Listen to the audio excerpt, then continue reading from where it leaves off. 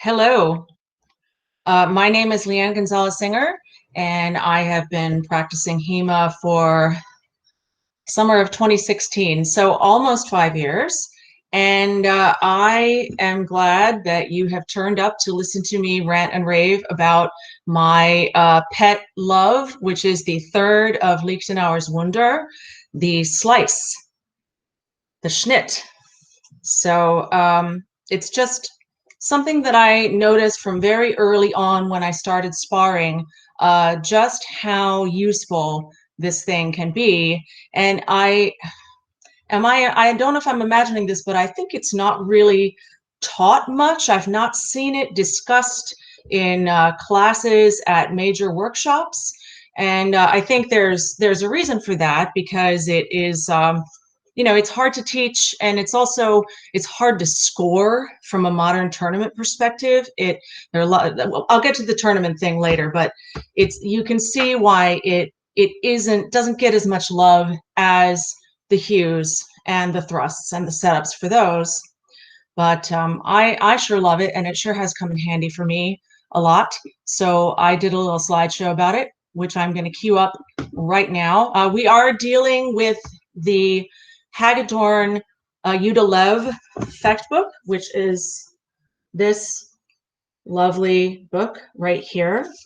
But I also encourage people to check out Corey Winslow's translation on Lichtenauer. I sometimes prefer that English translation because it's a little bit more word for word, but we're officially using this edition. So let me start presenting, and let's hope that I know what I'm doing with technology.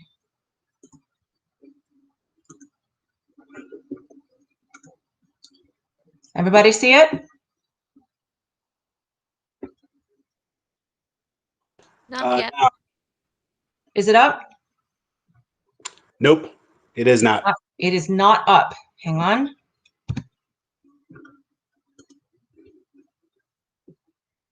No, still? Nope. Still not up. Oh my good grief. All right, hang on a sec. Okay, hang on. Share. Here we go. And let me get to the presentation view. Come on, come on. There we go. You guys already know this part. You're here for this. It's not really a workshop. It's a lecture and discussion.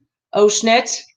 I'm going to admit that I've been thinking about that title for a long time because of the context in which we often use the Schnitt.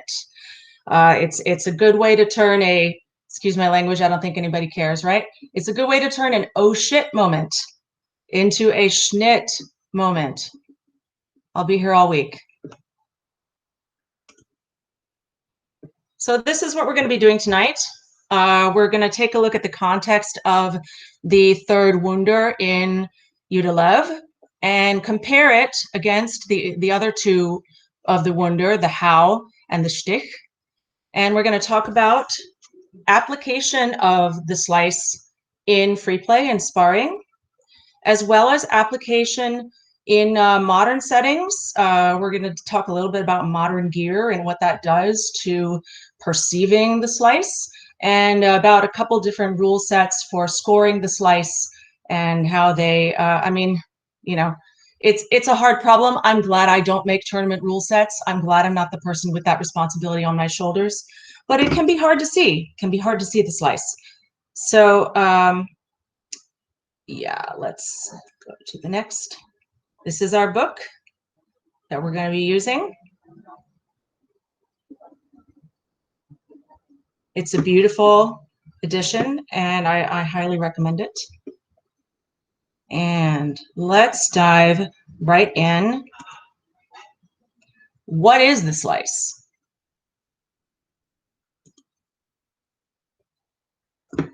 It's the third of the three Wunder, of Lichtenauer's three Wunder, the How, the Stich, and the Schnitt. I do notice that in this translation, the hew is also sometimes called strike, and I really do have to look over at the modern German translation. If you speak German, it's a big help. I'm not the best at German. I took 1 year, but I took enough to pass the German language exam at New England Conservatory, and it's actually helped me a lot in looking at the source texts. So I did notice that sometimes the hue is called a strike. Don't be confused. So if it's the third of the 3 Wunders, we all know how the Wunders can happen. There's the hue, you know, it's a long strike, the thrust, which is self-explanatory, and the slice, which involves placing the blade and drawing its length along, and any injury capacity that it has comes from that action. Is that my next slide? No. We'll talk a little bit more about that later. So let's look at the slice in Jutta Lew. Lew's first elaboration on the slice comes in the section on the Zornhau. And I'm going to read aloud. In all windings, learn to find opportunities to strike, thrust, cut. Also, check for strikes, thrusts, or cuts in every encounter if you want to fool the masters. Know that you shall be skillful in every winding at the sword, for every winding has 3 different pieces, a strike, a thrust, and a cut. And whenever you wind at the sword, you shall consider and take heed not to do the pieces that belong to the winden incorrectly. Do not strike when you shall thrust, do not cut when you shall strike, and do not thrust when you shall cut. Thus you shall always find the correct piece that has to be executed rightfully in every encounter and every binding of the swords if you want to fool the masters and trick those who oppose you. How many windings there are, and how you shall execute them, you will find in the last piece of the notes, which says, "Who hangs well." So I took the liberty of just let's skip us forward to that slide. If you want to follow along, we're now at section 51R, plate 51R. So that is, what's our page here? 51R is page 192. He who leads well and breaks well, finally quite complete, breaks every single one of the 3 Wunders. He who hangs rather well performs the windings with this. There are 8 windings, and when you consider it correctly, every single winding comes in a threesome. Thus there are 24. Count every single one from both sides. Learn 8 windings with steps and test the encounters only with regard to soft or hard. So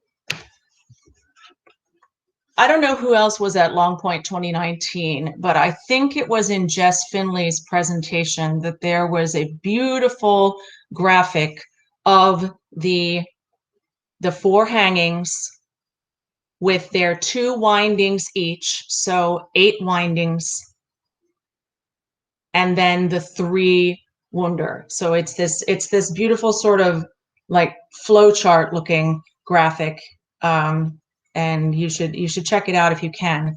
But when we bind with someone in any of the hangings, there will be a way to reach them, and it may not involve having space to do a hew, being at the correct distance to execute a thrust. We could, to be quite honest, we could screw it up and miss, but still have access to a vulnerable surface on the opponent. A little bit later on, we're going to take a look at the qualities that make up a good setting for utilizing the slice. First, I'm going to move on to the next slide. We're going to talk a little bit about the cuts, the slices as contextualized in Lew. So here's what I was talking about, the different components of the Hängen and Wenden, you can see how 4 becomes 8 and 8 becomes 24. And at this point, before I move on, I would love to ask if anybody has any questions or if I should just keep going.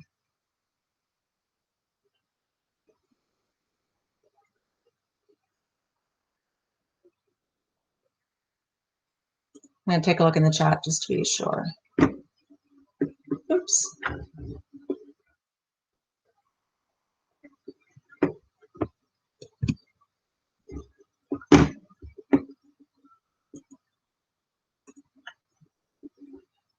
In the chat.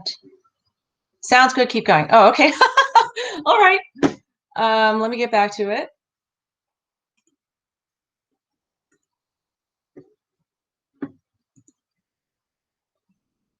Hello.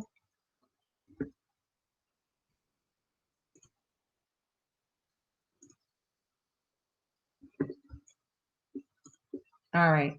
So we got past this part. If you're interested in following along, this is on page 180. At the bottom of the page, actually it's on 181 for the English translation. My brain has been toggling back and forth between German and English so much in making this presentation. So if I give the wrong page number and you can't find the English, just look to the right. It's probably there. So on the bottom of page 181, the right-hand side, there are 4 cuts, 2 above and 2 below. This is my summarization, but I'm going to actually read you the whole passage in translation. Item, note the 4 cuts. Firstly, the 2 uppercuts have to be done against those fencers who like to do an umschlagen, striking around, out of a displacement, or who strike around from the bind to the other side. Break this beforehand with a cut in this way. If he binds with a displacement, or in any other way at your sword on your left side and instantly strikes around with its Verhau or otherwise to your left, spring with the left foot away from his strike towards his right side. Fall with your long edge above over both of his arms. Press with a cut away from you. You shall do this from both sides every time when he does an umschlagen out of a displacement. So you can see I summarized it, but my takeaway from this is that spring away means you need to be intercepting their Nachschlag on their arms before their blade gets close to you, before they hit. There you have enough space to put your long edge onto their arms, and your springing away, as described here, buys you time. It buys you your time to place the blade in the way that you want so that you can slice them across the arms. And we've got more slicing fun in Lew. Continued. The next item is the 2 lower cuts. Item, the 2 lower cuts have to be executed against those fencers who run in with erect arms. Do them as follows. If he binds at your sword, be it with a displacing or otherwise, and he goes up high with his arms in order to run into your left side, as an aside here, to me, the fact that he mentions running in at the left side here is surely that your opponent is meaning to initiate a wrestling. If anybody wants to argue with me, feel free. Then twist your sword that your thumb rests underneath with the long edge under his hilt into his arms. Press upwards with a cut. But if he is running into your right side with erect arms, twist your sword that your thumb rests underneath with the short edge under his hilt into his arms. Press upwards with a cut. These are the 4 cuts. And when I thought about this mechanically, if we think about the fact that we're executing these lower cuts, starting from opponent having bound us, the verdreh, the twisting that they're talking about, surely serves to disengage the bind, to disengage the bite of the 2 blades. I know that we don't deal with that as people who, play with sword-shaped crowbars. We don't really deal with that as much with fetters, but to me, that is what that action means. I mean, there are some other obvious considerations with the overcuts and the undercuts. One is that the overcuts are going to be pressing down upon the arms. And as anyone who's ever fought someone who's more than, let's say, 8 inches taller than they are, I know that there are some people here who have had this experience. The undercuts usually work a lot better than the overcuts. We're gonna move on into practical application. If anyone has any comments about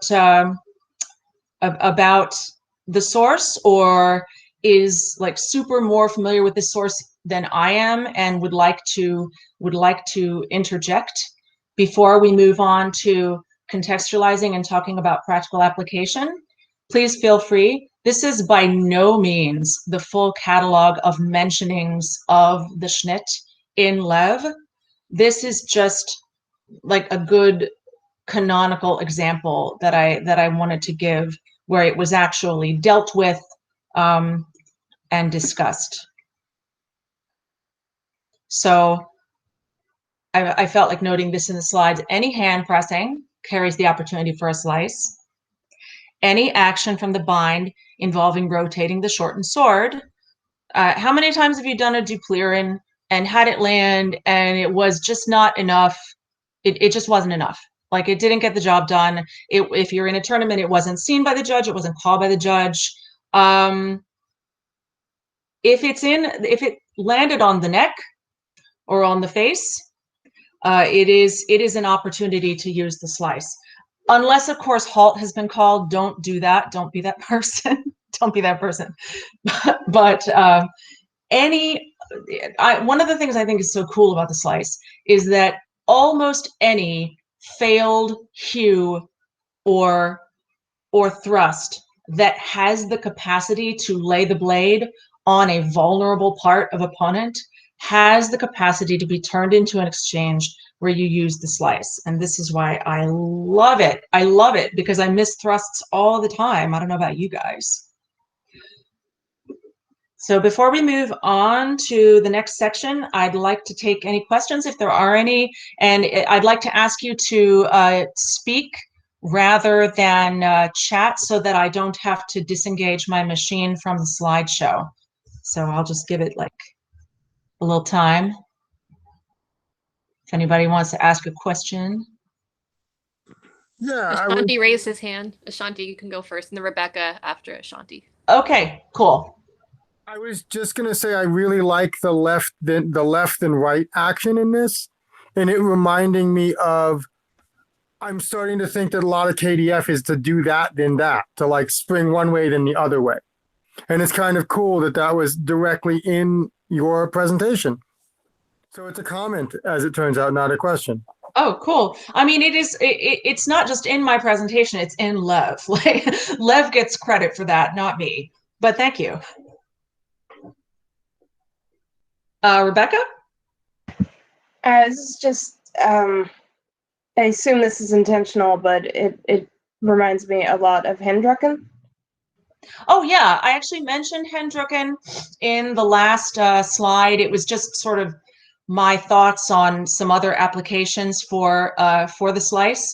But yeah, any hand press has an opportunity for the slice. And just anecdotally, sometimes if you are, I'm sorry I keep coming back to this, but it is my experience of free play. When you are small and the likelihood is that you are not as strong as your opponent, I have literally been in a tournament match against somebody who was bigger than I was, gotten the blade placed for a hand press, and since I just couldn't leverage their arms over, I'm not strong enough, and they just boom, smashed it down, and nobody saw it. But it's probably a much more effective action once you get that blade placed to draw it across their wrists underneath. Because if you draw enough blade across, nobody's going to miss it. It's not like I just got it placed and then boom, they smashed it down and nobody saw that it happened. So yeah. It strikes me as one of those things that martially is incredibly valid as a Sang Kim quote, no hands, no hold sword. Yeah. But not something that's terribly effective in tournaments. I'm going to get into that, but yeah, it can be very difficult to observe and very difficult to score in tournaments. Nonetheless, I have had it. I've made some mistakes in executing a slice and had it not be seen and gone into the next bout knowing what I had done wrong and making more of an effort to show what I had been told was missing, and it was seen. Not that that's going to happen every time.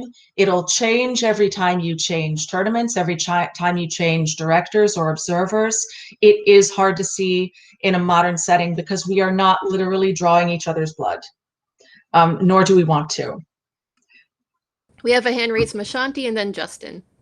Okay, Ashanti and then Justin, and then I'm going to move on. Ashanti. All right, I have a question this time.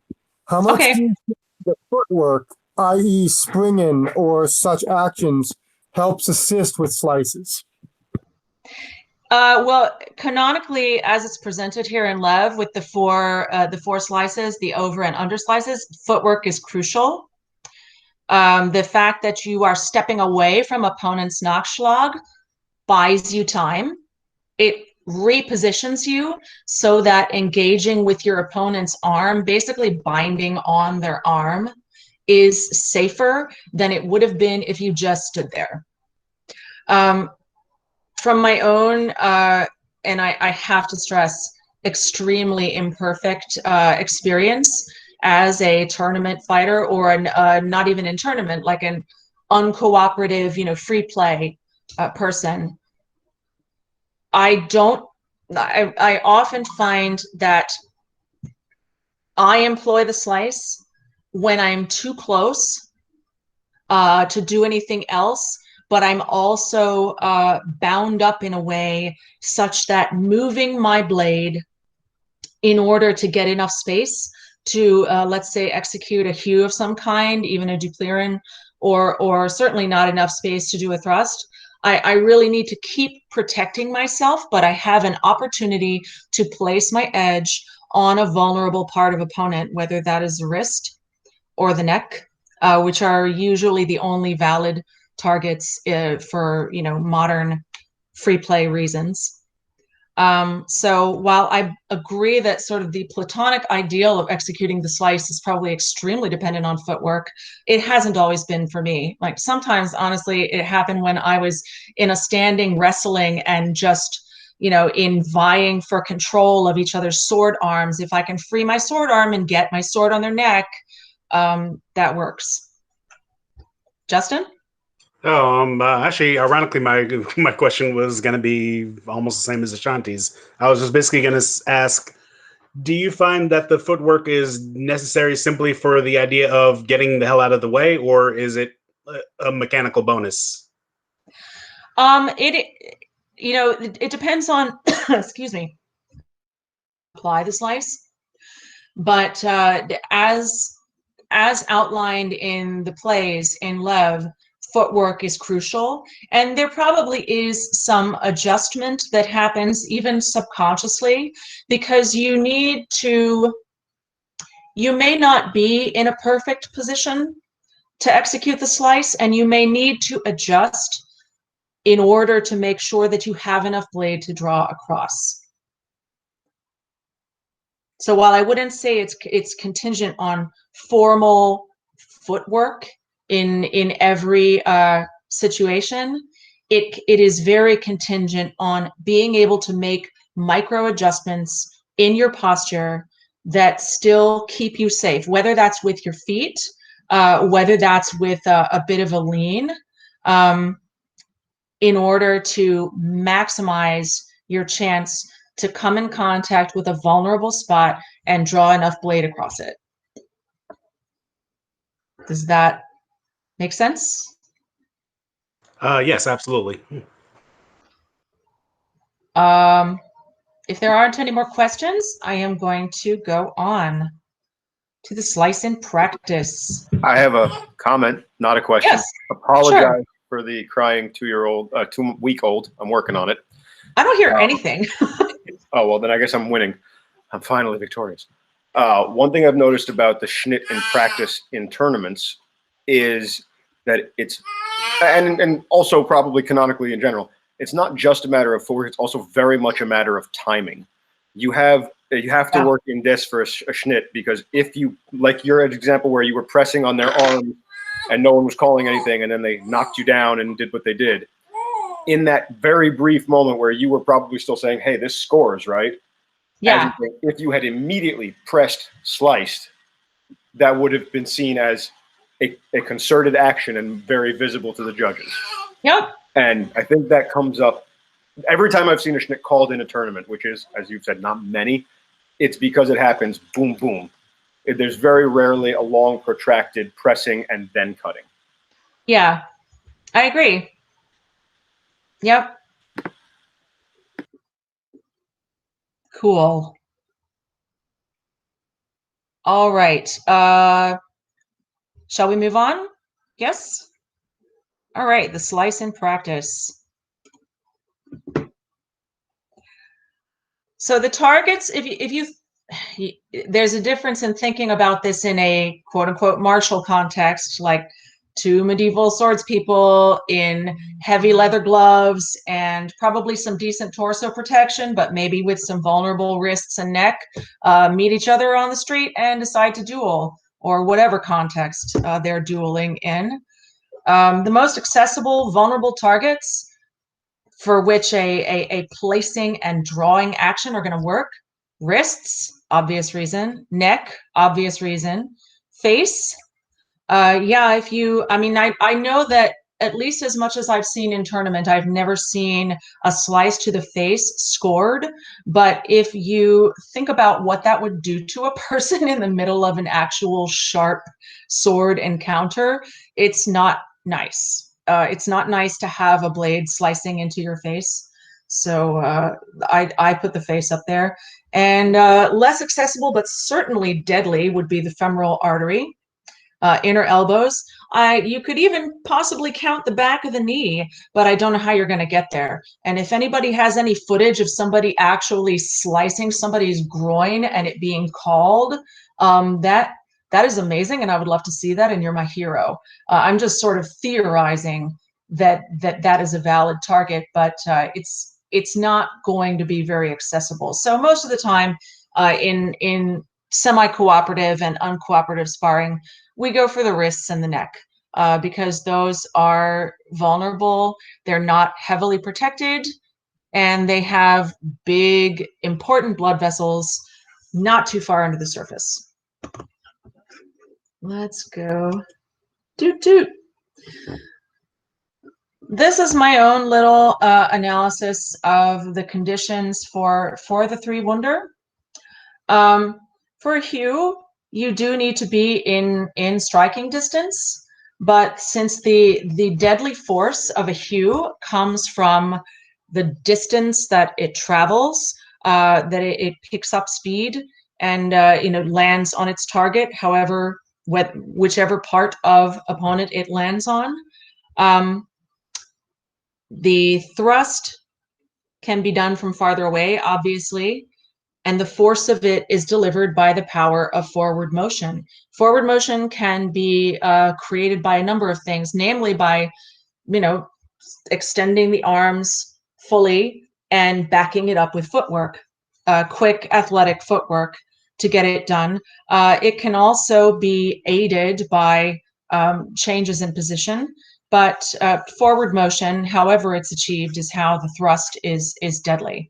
The slice not only has to be done at close distance, but its deadly force is executed by the pressure of the blade on the surface and the fact that that sharp blade is traveling across that surface on opponent, which we presume is soft-ish. It's a soft-ish surface. It might not be a totally unclothed wrist, but if you have a really sharp blade and you're pressing hard against leather gloves, you're going to get through.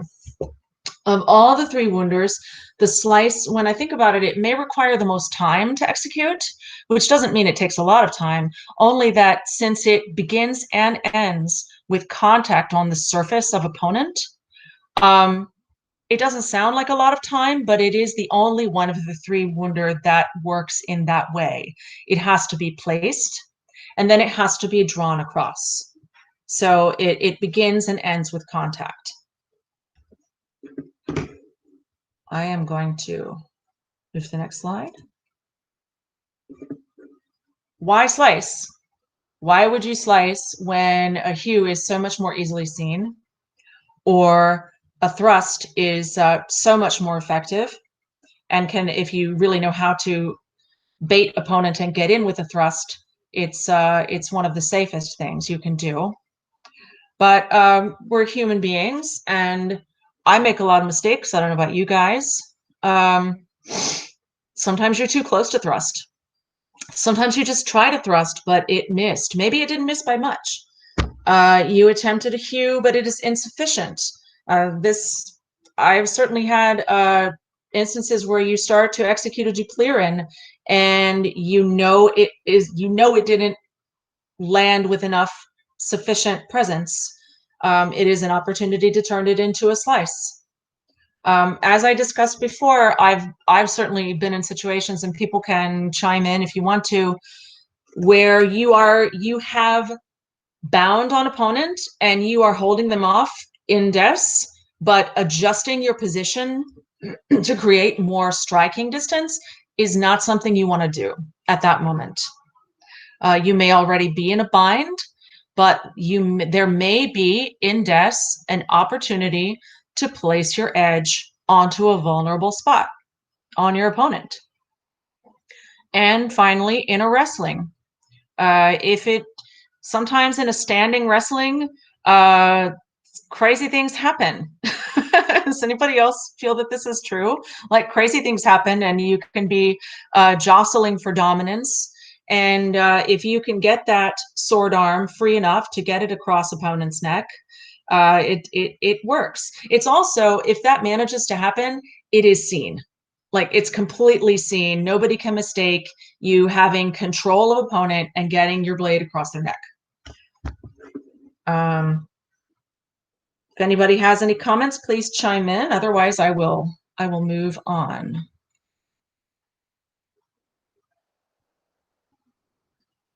Justin. Yes. What do you think about the, at least in a tournament sense, the Schnitt versus the pommel strike, which seems to be at least as common? I mean, maybe not in a martial sense, but definitely in a tournament sense. So for a tournament, I find that it is the pommel strike is almost always better seen. Not always. I will say that and I mean, Justin, you're not going to have this experience unless you're fighting like Cheney or something. But That's happened. Pommel strikes from underneath can be very difficult to see. It's certainly happened to me that I knew I got my pommel up, like upward onto, like let's see, I just rammed pommel into opponent's nose, but it's not very visible, especially when you've got a mess of arms, vying for dominance in the strike zone. So I do think pommel strike is probably more seen in a tournament setting than the Schnitt is. I just love the Schnitt because it's sneaky. And you actually do have more opportunities to execute it, in my opinion, that don't require, again, this is specific to my experience as a smaller fencer, they do not necessarily require complete physical dominance of opponent. They just have to be unaware that you slipped your blade in there.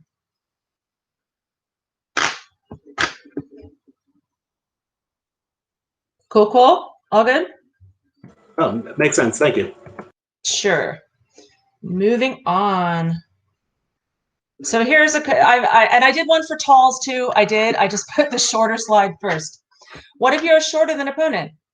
Händedrück, press their hands, wrist from underneath, obviously. Yeah, if you can't leverage an overcut, slice off the underside of their wrists.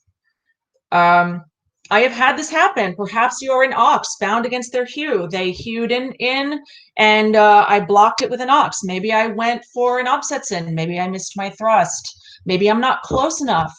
In that exact situation, I pressed in, going for their neck, had barely made contact with their neck when the fight was called for me, because it was a rule set where what they considered a killing blow ended the match.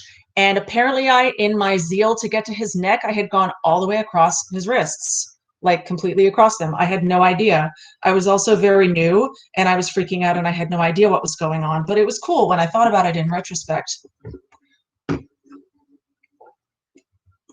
What if you're taller?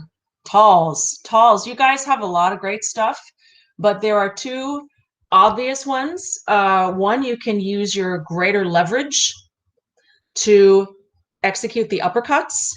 If anybody attended Josh's presentation on the physics of leverage, it confirmed some things that I've certainly experienced personally about the difference in leverage between opponents of different heights. And here's another one that has been done to me, and I definitely realized afterward what happened. If you are small and you parry in cron, or your ox is too forward rather than being high to fully protect your upper openings, it literally creates a ramp to your neck. I think this might be in Ringek. It's one of the Mutirin. But you can from the bind lower your edge to your short little opponent's neck and press. It's very effective. Some of you have probably done this to people. Let's see what's on the next slide.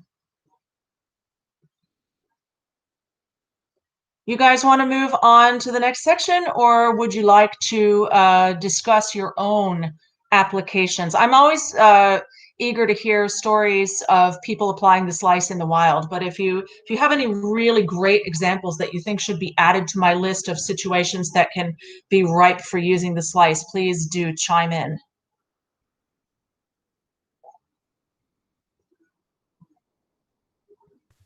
Yeah, I have one.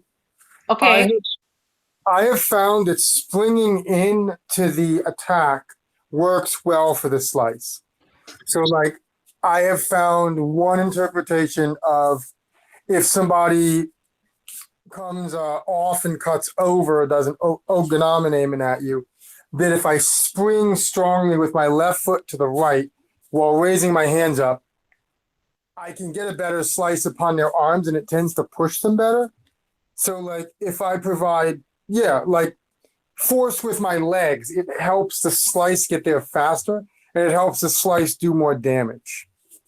And I have found that in a couple of occasions because it intercepts their line and their power line. So if they're coming down, if you catch them before they reach that maturation power, that's what I got. That is the moment for the hand press. I'm sure we've all had that experience where you get opponent to raise their arms, and that's the sweet spot. And you do want to get in there before they bring the arms down. For one thing, because raised arms are so much easier to push away from you and control than arms that have almost finished their arc in trying to strike at you. So yeah, that's a good point. That's a good point. Anybody else before we go into the difficulties in utilizing the slice in our modern setting? No. Cool. All right. Modern gear. We love it. We hate it. It keeps us from getting really, really badly injured. We only get kind of annoyingly injured. Thick gloves and neck protection. Obviously, we're not going to be drawing blood. And because I would add that because the slice does not involve that, it doesn't involve the physical push that you see with a thrust. And it also doesn't involve the noise that sometimes goes with a hew.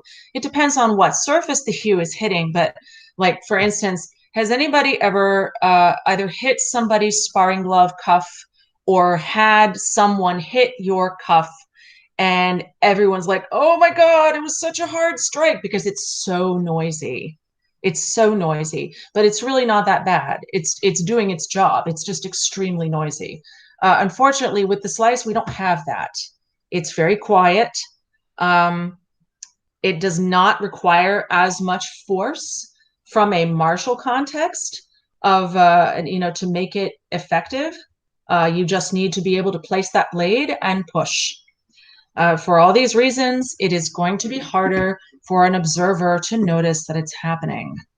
And so I just want to make it clear, I am not advocating that everybody go out and try to, if you are a major tournament fighter, do not go out and try to slice everything. If you are capable of executing a hew or a thrust, they are seen much better.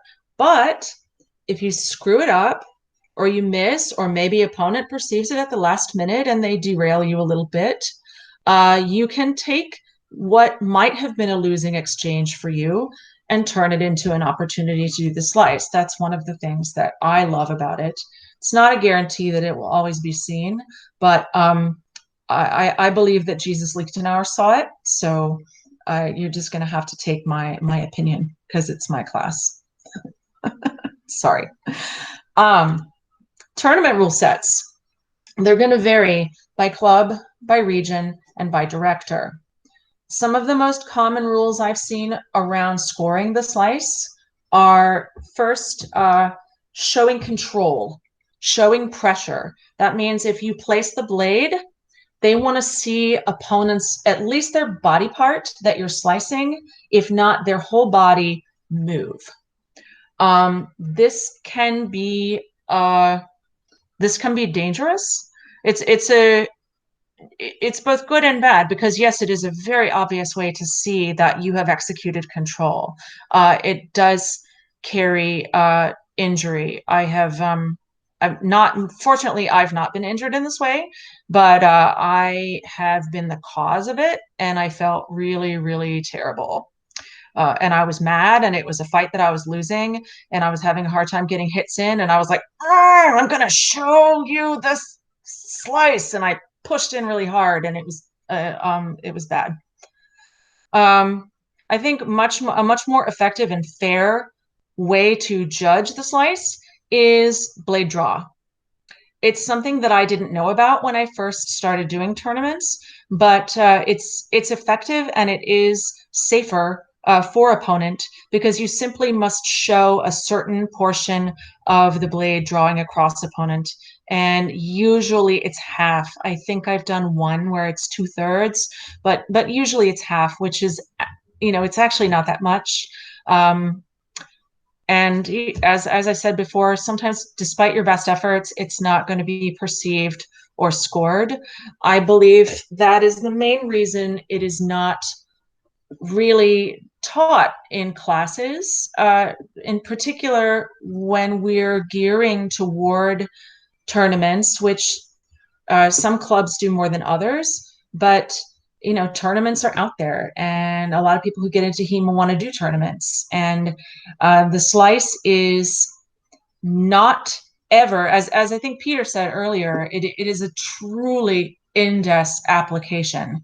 It is not something that you go into a situation where you're like, I'm going to get into a situation where I throw a Vorschlag and make them set me up to do a slice. That's not really a thing that happens in my observation thus far. I mean, you can get to the point where you rely on a hand press. You test to see if you can get into a hand press, but wow, I completely lost my train of thought. I think the last slide is the last slide, and then we'll be taking questions. Notes. So yeah, the reason why I did this as a lecture instead of a workshop, it is almost impossible to practice it solo without a realistic Pell. If you have a partner, it's much easier to play with this. I think it's third among the Wunder. I'd have to do a lot more reading to back this up, but I think it is third of the Wunder for a reason. And this may have to do with its completely in-depth nature. It's certainly not anything you ever go in with for a first intention that I can conceive of. As it requires the least amount of force to be effective, it is often not seen, but it can turn a losing or ineffective exchange into a winning or effective one. And if you have a trusted sparring partner, I encourage you to play with this.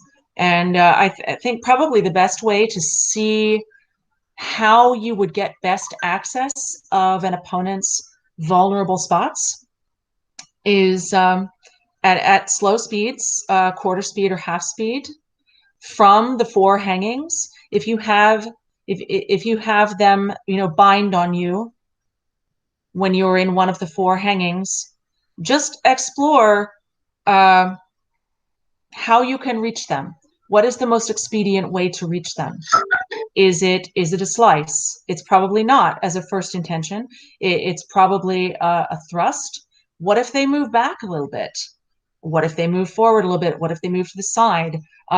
It's something that you can probably work out in slow sparring with your partner. As you can increase their movement incrementally to see how that changes up access to wrists or neck. But that is it. That is it. I just love the slice, so I wanted to do a presentation on how much I love it and why I love it, and that's it. I encourage everybody to go and take a look at your source of choice, your German source of choice. I'm actually not sure what Fiore has to say about slicing actions, but go check it out. Pressing. Usually, Okay. similar application, but it ends up being pressing the hands out of the way to continue a thrust, which is actually what I wanted to mention. There's one play of the Hängedrücken. So one of the things I think is neglected with slicing is the push slice. We see a lot of, okay, you catch their hands, you drag the blade down it, going from the strong down to the weak in terms of where the slice originates and ends, which is makes a lot of sense. You're more powerful pulling a cut than pushing a cut, etc.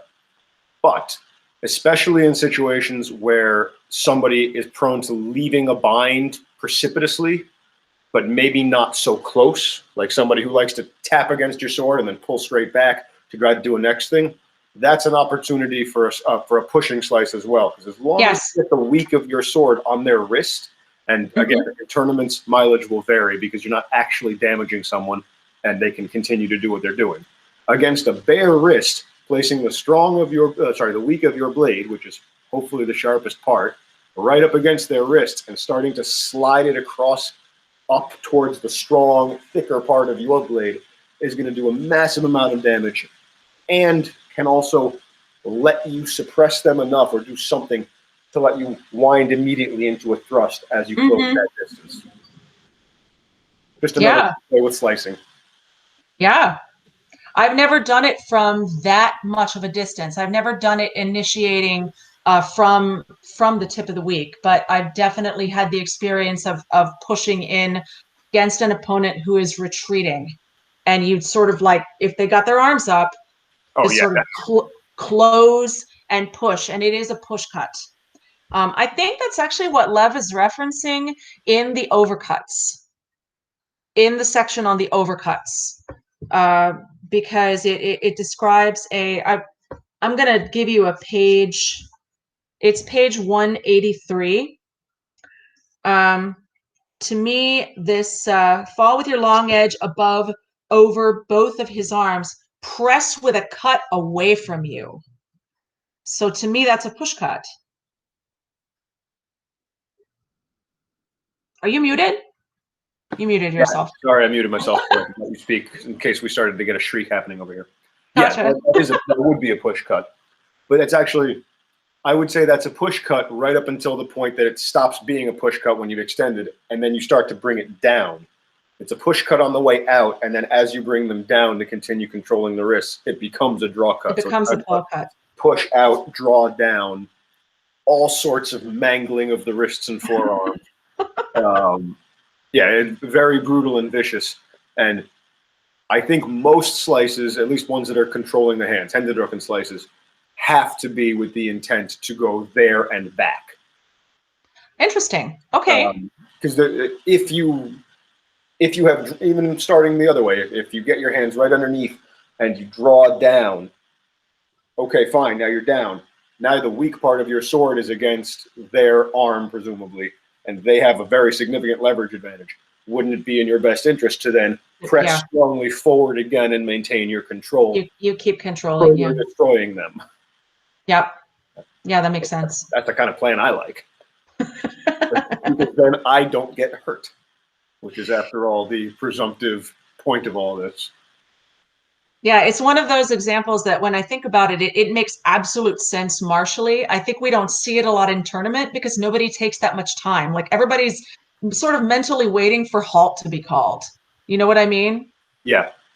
I think if we had kind of Bohert style fencing, like just continuous fencing, keep going, and really, really sharp-eyed judges to start clicking away on their little clicker to say, got him, we'd see more stuff like that, because I think it probably developed in real fights over the course of a messy exchange. Like you were saying before, when grappling gets really silly and messy, strange things happen. And if you're a competent fighter, you got to recognize an opportunity in one of those strange, weird things. Like one time I took Pat O'Neill, speaking of fighting someone 8 inches taller than you. Yeah. I managed to somehow not only survive a grapple with him, but take his sword away from him, like cleanly in my hand. And I don't know, I have no idea how it happened. I have zero clue. There's no video of it. We don't know how it happened, but it happened. And I was like, cool, I'll guess I'll hit you then. But all sorts of weird things like that are good opportunities in the grapple for a Schnitt, because your blade is eventually going to randomly bounce off of something and land against something else. Yeah. You just seize that opportunity. I remember being in a grapple, and this was one of my first tournaments, and I had absolutely no idea what I was doing. And I was in a standing grapple, and they started to get their foot around my foot, and I was not in a position where I could change my footing easily. I was like, crap. But my blade is on their neck. My blade is on their neck. Can I get it done before I hit the ground? Because I'm going to hit the ground. That's actually going to happen. And I just have to show that I won first somehow. And so, being, stupid and new, I didn't draw most of the blade. I didn't know to do that. I made a sawing motion. So don't do that. Don't make a sawing motion. It won't be scored. But it was kind of a weird day. It was fun. I did hit the ground. It was fine. I was not hurt, and we all laughed about it. But yay. Thank you for coming to listen to me ramble about my favorite neglected of the 3 Wunder. And if anybody has any more questions or comments, please let her rip. Otherwise, I have actually another Zoom. I have a second PTA meeting tonight. So thank you so much for the lecture. It was fantastic. Thank you very much. Thanks. I hope everybody enjoyed it, and I hope you go look through your source of choice. And if you speak any German at all, here's a fun thing I do on Wichtenauer. I go in and I do, because they changed the spelling of the word Schnitt depending on Mittelhochdeutsch or whatever. I just look for SCHNI in any given source. Just do a search for it and see how many times it pops up. It's a lot. Well, thank you all for coming to my TED Talk. It was super fun.